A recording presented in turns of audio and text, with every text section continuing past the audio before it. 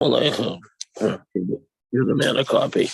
So we're up to the words. What's more, even the second approach mentioned above, that of humility. So we, we're getting to a very subtle but important understanding of this concept of vittel, which in halacha means when something is nullified in something else, but basically is this. In other words, if you think about it, the idea of bittul in halacha is related to the idea of bittul in chassidus. Bittul b'shishim is right that something you drop a drop of milk into your meat sauce and it gets all mixed together. So that's 100 times. You need 60 times as much meat sauce as milk. So the milk no longer has the capacity to give a taste to the meat sauce. So it is nullified. In other words, from a halachic point of view, the only thing you have there is meat sauce. You don't have milk anymore because it has no influence, no taste, and so on. In other words, essentially, whatever's there, including the milk, is now meat sauce because that's the primary taste. It's the same thing over here with bittul. The general idea of bittul is that that I don't exist as a entity that exists all on its own and that measures everything by the yardstick of myself, but I see myself as part of something larger, and that larger is is everything, is the only significant thing that there is. That's the basis of bittul, which is not the same as not being. It's not the same as klois hanefesh, where one completely loses a sense of self. It's merely that you understand and you live in a way that yourself is part of something larger.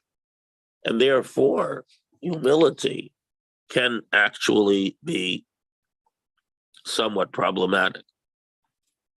In other words, a person can be in a state of humility and awareness of his own shortcomings, but nevertheless still absorbed in their own experience. So Gamba Voda Bechina Shifless on his Karis also where again, like I say, next time I print, which is for next week, I'm going to print one copy and write pages because the unless I copy it to Word or Google Docs, it doesn't put in pages when you print it up. So it's actually easier to do the old-fashioned way. To print one copy and write pages. But anyway, so we're here on the fourth page of the handout. So also this avoda, the state of shiftless, of lowness mentioned above. Usually,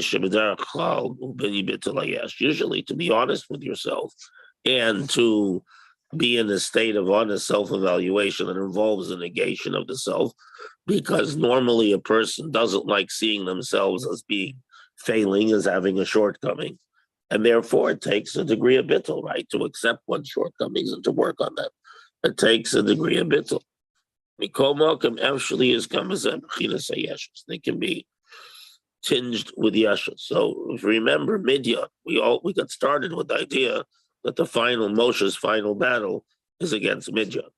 And Midian is not one of the 7 Canaanite nations, not in Avoda, not one of the 7 negative traits, negative love, negative anger, and so on. It's a more subtle thing. It's not in itself. In other words, the 7 Canaanite nations are direct precursors to Avero, right? So, so Chesed of Klipa brings you to desire things that are forbidden, and Gvura of Klipa brings things like anger and overt arrogance and negation of the other. And Tiferes brings to, which is the sense of beauty, brings to a sense of boasting and self-importance and so on. Each of them, and most of Erod are related to one or the other of those, especially Chesed and Gvura.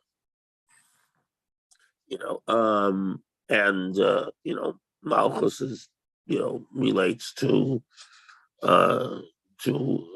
not inappropriate action and speech. We could go and so on.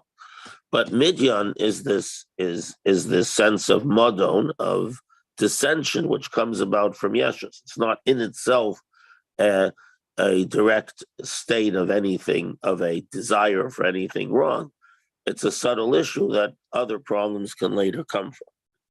So this is when the person feels in itself, even while feeling bitterness and humility, the person remains conscious of his self. And again, as we discussed earlier, what the Rebbe Rashab means here, as I understand it, is that you remain conscious of yourself. You still put yourself at the center of everything, including Hashem, is measured by its relationship to you. You haven't moved yourself away from being the center of the discussion. That's what it means, hergish hayesh, the sense of oneself. And Gambe, even while feeling bitterness, humility. So yes, you accept that you failed and so on, but nevertheless, the primary focus is the sense of self and the sense of the other, including Hashem, but certainly another person, remains in relationship to yourself. And therefore, it's not true humility to the point where he is kayin vefes mamish, like utter nothingness. And again, this doesn't mean a state of non-self-awareness. It simply means a strong sense that you are part of something greater, namely, because.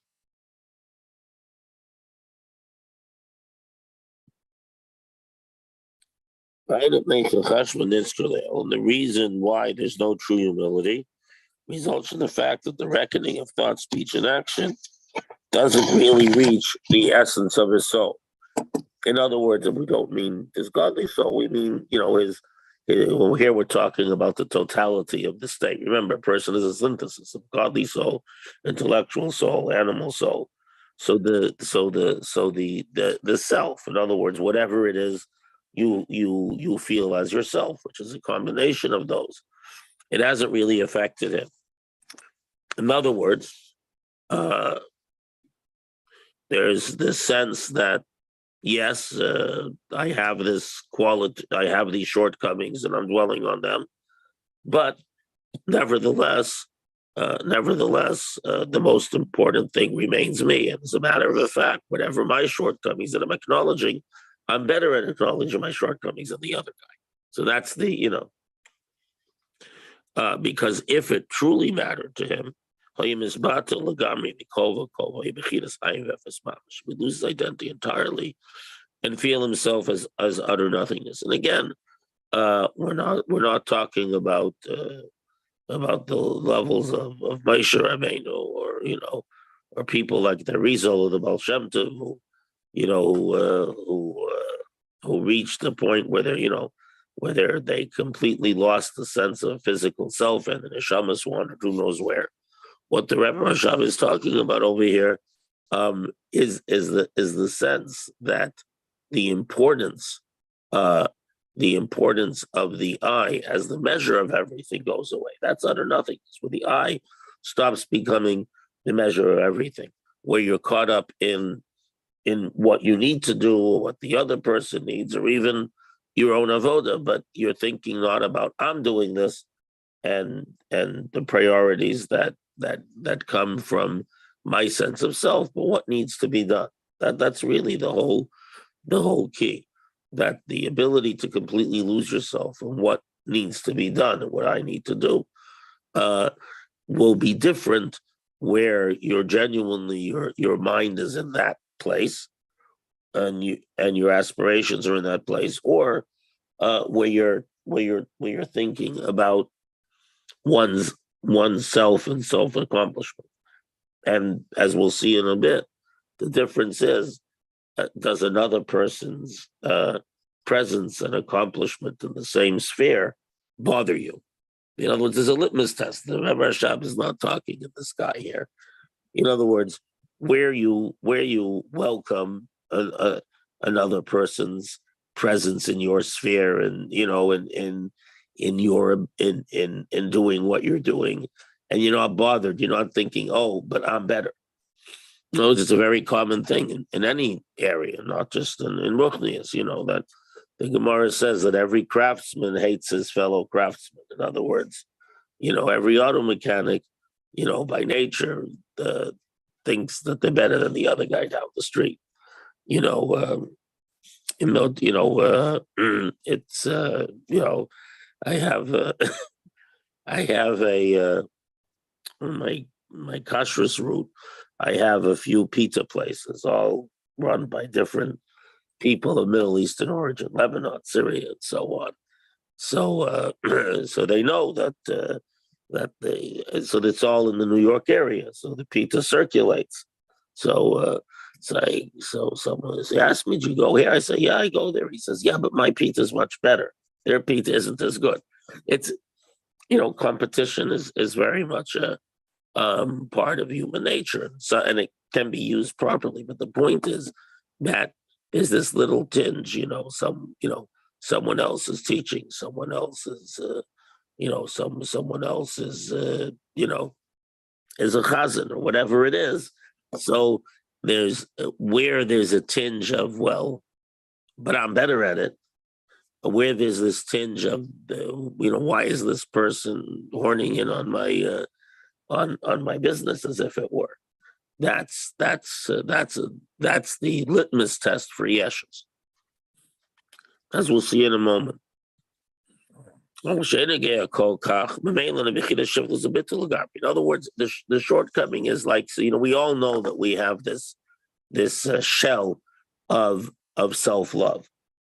And of course, that self-love is the opposite of bittul. So a person says, yeah, I know I have these shortcomings, but really I'm still wonderful. In other words, where it doesn't bother you enough because you have this fundamental sense that since I'm the center of the universe, I must more or less be okay. That these shortcomings are not such a big deal and certainly not as bad as the other guy's shortcomings. Right? Now the Rebbe Rashab's insight is really very interesting. First of all, it's possible. Furthermore, it feels a secret pride of joy, a sense of gratification in his feelings of bitterness, humility, and that he's serving Hashem. In other words, there's this subconscious sense that, I'm doing great. And the problem isn't the knowledge of where you're holding. A person should know their miles. They should know their good things. They should know when they're accomplishing. But it's the sense of, that the sense of, that I'm still in a good place. And I'm in a good place because again, the I is at the center. The whole point of this is moving the sense of what you are away from the sense of self and the sense of this very strong sense that we're all born with, that we somehow lie at the center of the universe, to a sense of avoda, of service, of saying that, what am I here for? What needs to be done? These feelings are subconscious because again, we're dealing with midyan, which is that exists at a very subtle level, not conscious bad behavior. But they emanate from his essential yeshish. And it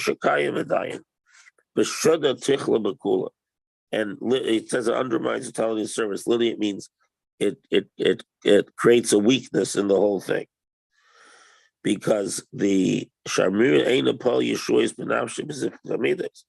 the bitterness and humility he feels prevents it from affecting his soul, leading to the refinement of his character traits.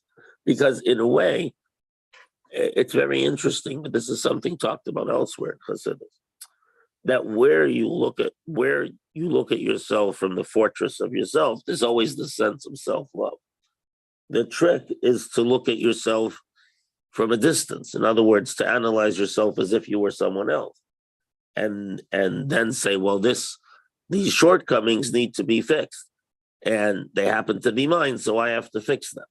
So that's so to leading to the refinement of the character traits is when you're willing to step outside and, shall we say, objectively analyze oneself and say, these are the things that need to be fixed and so on. Because as long as it's, I need to fix these things, so I pat myself on the back that I'm willing to fix them, but I never really get out. Now, is this sense of stepping away from it? And really, this is the idea of bittul on a basic level of avodah, the sense of stepping away from yourself and looking at yourself as just another project of what needs to be done, not all wrapped up with the I need to feel good about myself. That's what the and this is a very difficult thing, but it's not unattainable. In other words, we're not talking again about the levels of great tzaddikim. We're talking about the ability to look at yourself as if you were another person. And this is something that with effort is doable. And Mashiach B'darkei Torah mitzvahs k'deboy lemeve, and he should be next page. And the ways of Torah mitzvahs this needs to be enabling to carry out the Torah mitzvahs desire. So but this is the reason. Shema Yosef with Hashem, even though he's committed to serving Hashem, nevertheless, the Veda doesn't bring him to a state of bittul, because he remains characteristic by yeshus and self-consciousness, as mentioned above. Now, the problem is, this is all extraordinarily subtle. And if we lived in a vacuum, it would be very hard to ever know if I'm functioning out of a sense of residual yeshus or I'm genuinely evaluating myself. Fortunately, or unfortunately, there's a litmus test, which is, and not what you tell yourself you ought to feel. The Rabbi Rashab is here saying that if a person honestly processes the emotions that you have with regards to another person who's, shall we say, on your level. In other words, because that's another thing, especially if a person, a position of a teacher, a mentor, of some sort, and this is, who he's talking to, we all find ourselves in that position. By the way, as your children get older, you'll see this. You'll see this with your kids, especially once they get to the tweens and adolescence and so on, right? So it's like a kid does something that or has a character trait that needs fixing. So so the first emotional response is, how could you not listen to me? How could you do this to me? And embarrass me and get me called to the principal's office. But that's not thinking about the kid. That's thinking about the kid as an extension of yourself. The appropriate response is okay. Now we've revealed something that we need to help this child with. What does the child need and what works best? And we have to take our own ego out of it. This, how could you do this to me, kind of thing, because that's the first natural reaction. Because one expects one's children to be extensions of oneself. To some extent, they are, but to some extent, the sense of closeness gets caught up in our ego because we don't want to see ourselves as failing as parents. So why are you making me feel that I'm failing as a parent? And as your kids get older, this is something that has to be dealt with. And so it's not just rabbis and teachers and people who have supervisory ability over a responsibility over others. It's even as a parent. And so here we come to the litmus test. You cannot tolerate a colleague who has also attained some level of service, level of standing of divine service. You're just like me, and therefore you're reducing my yeshus. In other words, again, you could have the best reasons in the world because since our nefesh ba'amis lives in the midst of our combined being, because we have a collective. We don't have, even though we have multiple components, we have a collective psyche. So somewhere in that psyche lives this twinge. So and again, it could be very subtle. But I see someone else who's as if it were in my business, uh, on my level. So right away I say, but he's not doing things exactly right, or I think my approach is better. And whether that's true or not is irrelevant. The point is the fact that the that this comes as sort of a very basic reaction to the other person is telling us that we're still in a place of yesh, in a place of the kind of yeshus that is fixable. We're not telling you that you're not going to feel yourself. We always feel ourselves, but the sense of yesh again is the sense of center. So if I'm committed to the project, I say, great, here's someone else uh, who has these advantages. But where I find myself questioning this person's accomplishments, questioning the way they do things, or you know, or insisting that that person can't possibly have anything useful to tell me about what I'm doing. That's all. That's all the litmus test for Yeshus. Because if his achievements establish a parity to him that impinges on his Yeshus, you cannot tolerate a joint together with him, and he hates him. Tries to exaggerate in public, he exposed that person's lowness. And we said earlier in the Mimer that everyone has shortcomings, but and you might want to help someone, but where you negate someone because of this, and you present them to others as bad, and you denigrate the other person's avoda. So the other person won't be considered comparable or superior to him. In other words, you don't want the other person is seen as a so you could be giving out all kinds of holy advice, but if it bothers you that someone else is, or you find yourself negating the other person's accomplishments in some way, or when it says you're exaggerating, it means to say focusing on. You're not necessarily making up stuff about him that isn't true. Everyone has shortcomings, so you're focusing on the shortcoming. In other words, the term here in Hebrew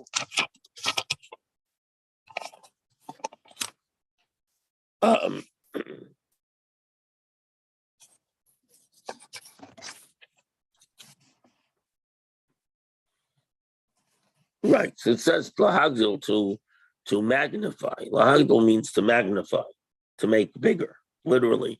So I think it doesn't mean so much as to exaggerate. What happens when you magnify something? It's there already. You're focusing in on it. You're looking at it and with a bigger lens. So we're saying that everyone has shortcomings, but over here I'm focusing on it.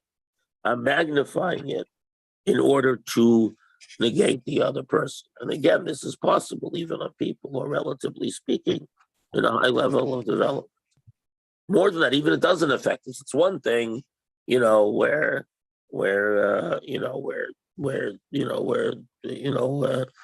people, you're a big chazan and people come to listen to you, Davin. So you're upset that they're going to listen to the other person. You're you're a mentor of some sort, and people come to other people to be mentored, and so on. And even if it doesn't affect him, in other words, us will not compare his colleague to him or consider the person greater than him. He'll still denigrate that person because his yeshus prevents him from tolerating the positive qualities of anyone else. And again, this is taking place in a sense in the subconscious. In other words, you're looking at, I have to save people from being mentored by this person, listening to this person who has these shortcomings. But in reality, what's driving it is the subconscious midyan, the subconscious sense of self that drives to modon, to dissension. I mean, and in a way, knowing the disease is half of the illness. If we didn't have these feelings, we'd never know that there's something that needs fixing in the realm of midyan within us. And therefore, he could hate the other person, denigrate him, and not find a way of communicating amicably with him which is the language that we found with Yosef and his brothers, are joining with him in the endeavor. And Yosef and his brothers are actually a good example because, as many of the Hemda and others, many of the commentators explain, they both understood from the perspective of their understanding of halacha and so on. They were sure they're doing the right thing. The brothers were sure that Yosef was a false prophet and had to be gotten rid of. And Yosef was sure that he was a Navi who had to share his prophecies. And they were so sure of their understanding. There are other midrashim that talk about how Yosef accused them of a range of things. So the Rebbe has a whole discussion that it revolved around the question that since our forefathers kept the mitzvot before they were given, were they in the status of Jews, or did they also have the certain stringencies that imply on a ben Noach? So, for example, the Medrash says that the Yosef accused his brothers of eating a limb from a living animal. What's the halacha? That when you shecht an animal, even if it's still moving, that's residual movement, and you can already start butchering the animal. But if you're a ben Noach, since you don't have a mitzvah of shechita, there's no bright line, because obviously between life and death there's a whole bunch of steps. You have to wait till the animal stops moving. So Yosef saw that they use shechita as the bright line. So he says, you still have l'chumra, stringency of the law of a ben Noach.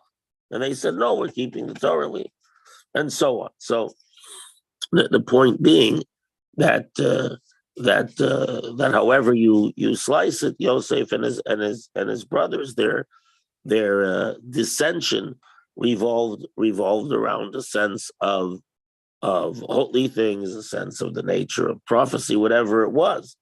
But they couldn't speak to him in peace because they in essence they didn't leave their own yeshus. They didn't leave their own view of the universe with them at the center. And Yosef was the same way. That's why we, in essence, though they were very great people, blame both of them. Because now, whether this was designed, in other words, whether it was inevitable, it wasn't a choice, a separate question. But we do learn that that where you find the other person's existence problematic, you're not able to speak to them in peace. And that's what Yosef and his brothers.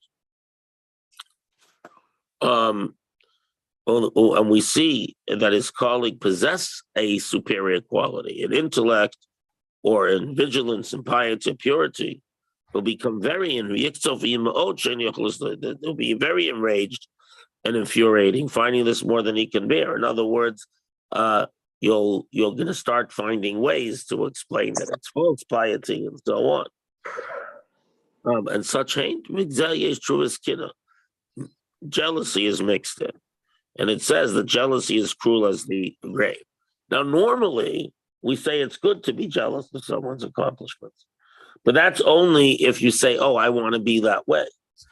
But where you're so sure that you're the great rabbi, teacher, mentor, parent, whatever it may be, and it's important to you that that you be the best, that you be the center of whatever it is that you're doing. That's why you unfortunately find situations where people who are in a position of a spiritual leadership are wonderful and kind and nice to everyone except their own colleagues.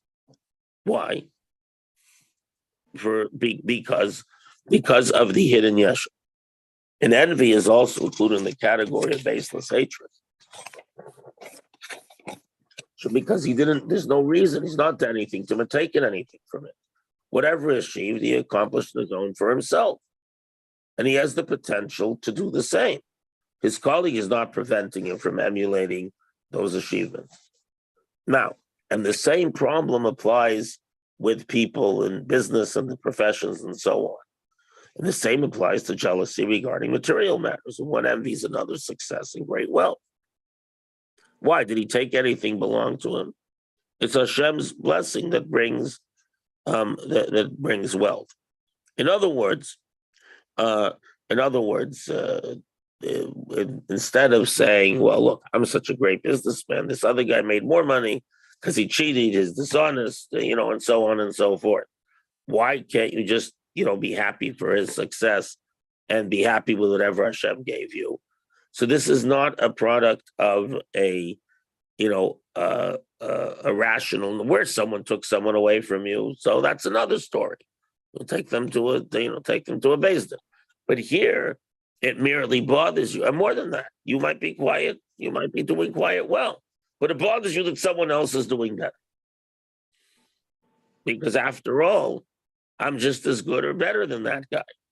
Where's the I'm just as good or better? Well, if you understand that everything you have spiritually or physically ultimately comes from whatever material Hashem gave you. So it doesn't bother me then if someone, is greater than me in spiritual matters, or for that matter, in physical or economic matters. It's Hashem wanted me to be me, Hashem wanted him to be him. But where I have the sense that so here's the issue. No one gets yeshus about something that's not relevant to them. So so I can't draw a straight line. So I'm never gonna struggle with this because someone's a great artist, because I'm aware that I have absolutely no ability in this area. It doesn't bother me. But something else might bother me very much because my self-identity, I'm a this. And that's the thing. When I say I'm a this, I'm a businessman, I'm a rabbi, I'm a teacher, whatever I am. When my identity is I'm a this becomes that's where the yeshus comes in, because the I becomes caught up in the sense that I'm the center, means that I have to be the best, or I have to have some advantage the other doesn't have. So it can lead to literal hatred because I'm constantly thinking about ways to push the other person down. And over time that develops into feelings even of hatred. As is well known in a rabbi's words, the sinna machmas kina ein lo takana, that hatred born of envy defies its correction. It can't be fixed. It's very hard to be fixed. Oh, interesting. So it's a Kada Kemach who's a Rishon. I believe so that's like a little encyclopedia. I believe that the Meiri put together. I have a sefer. Let's just take a. I'm pretty sure Kada Kemach is from the Meiri, which would be put it in the 14th century. And it's like a little encyclopedia, but it includes both halachic and moral ideas. No, it's Rabbeinu Bachaya, the same one who wrote the Chayvus Levavos, Bachya ben Pekuda. So it's a very powerful thing that hatred. In other words, why can't it be fixed? Why is it so hard to fix? Because where hatred is a product of you hurt me, so I'll take you to Beis Din, or I'll say you hurt me, and you'll apologize and you'll compensate, and we move on with life. And where it's out of envy, out of jealousy, you can't fix it because that person will go on being a successful in business, very good at their art or their profession or whatever holy thing they're doing, and it'll constantly bother you. Why? Because the moment you identify yourself as myself is this, instead of my task is this, when you conflate the task with yourself and you embed your ego in the task, so then we have a big problem. And even people who sort of worked on everything else, this still exists. This is why, to be honest, we see that people on an otherwise very high and developed spiritual level have a great deal of trouble with each other, because this kind of yeshus is very, very hard to get rid of. Why? Because it's part of the essential human condition. One has to consciously, because we're always feeling ourselves. So you sort of have to consciously move away from this sense that you're the center of the universe. I mean, at a point in life when you have a bunch of small kids. You would think that they would all they would all wake up at the same time, not not not in 2 hour intervals. But they're not thinking of you. They're thinking of themselves. They're hungry. They're wet. Their tummy hurts. Whatever. And the point is, we're born with a sense of ourselves because we have a body. We're born with a sense of ourselves as the center of everything. We can move off it, but it takes avoda, and all the avoda that we do, all the work that we do, that can feed our sense of self, our sense of importance, a sense of centrality. Though all that avoda needs to be done, there's a separate avoda of not letting this become defined by the need for the I to be at the center and therefore magnified. Again, you have two things that are the same size, but you stick a magnifying glass over one, that thing becomes more important. And yeah. So going back to earlier, you talked about having introspection of oneself, but also with yourself removed. And this is like I was looking at yourself as another. This is the same as like putting yourself in someone else's shoes. But how does one meditate on doing such a task? Because it seems like a very difficult thing to do because you're still thinking about yourself. Right. So this it's again, you never get out of yourself, but there's myself in essence, as a shliach, I'm Hashem's emissary. I have a task to do. In other words, what's the premise of a shliach? A shliach is like the person who sent them. So when you're engaged in a particular shliach, someone sends you to betroth a woman or to do a piece of business, whatever, all the examples of to give a get, whatever, all the examples in the Gemara. As far as the shlichus is concerned, you're an extension of the other person. And there are all kinds of ways in which you're no longer yourself. In other words, your actions are the actions of the person who sent you, and so on. So the point is that it is possible for us, and again, the Rebbe Rashab is writing this for ordinary people, not people, gifted, with the potential to be the great tzaddik of the generation. It's so what the Rebbe Rashab is saying here, that if you look at the shlichus, you look at the task, you look at, what does Shlomo Yafi need to do, not what are my sense of accomplishments and ambition. So so it's the ability to step back and sort of say, what does this person who happens to be me needs to do? Is it easy? No, but it's something we're capable of doing, because one of the gifts of the human mind is the ability to abstract. So I had an aha moment there. No, go ahead.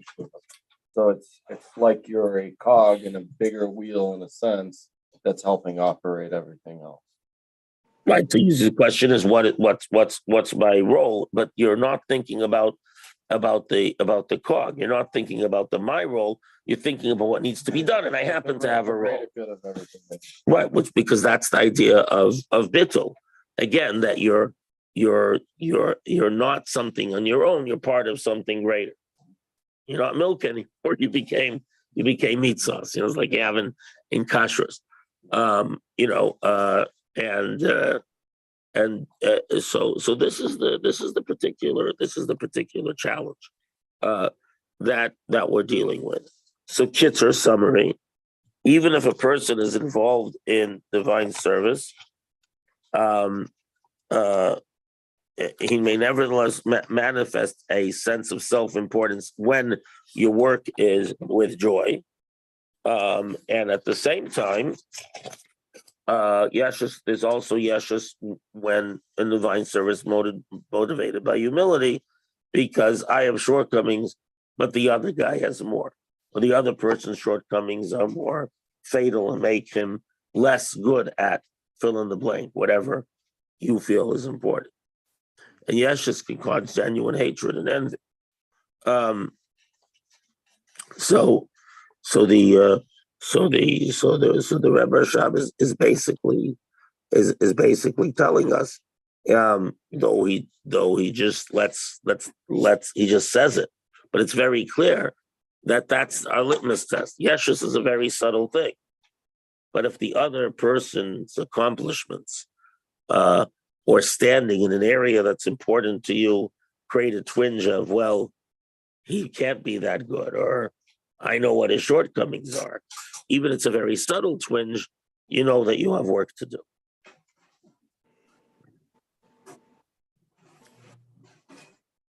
No. Okay, anyone have some thoughts on this oath now that we completed it?